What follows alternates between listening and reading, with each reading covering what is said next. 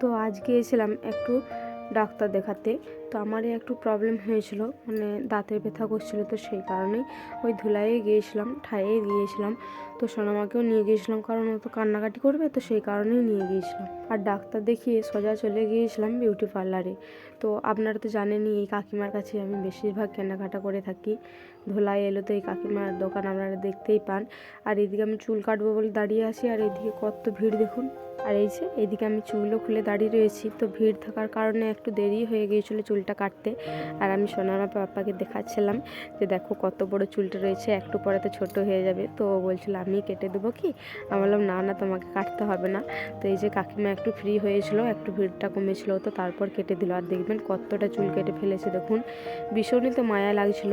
আর আপনাদের কাছে আর একটা কারণেও ক্ষমা চেয়ে নিচ্ছি, আজ কোনো বড় ব্লগ দিতে পারলাম না, তার কারণটা কালকে জানিয়ে দেবো। তো ততক্ষণে টাটা।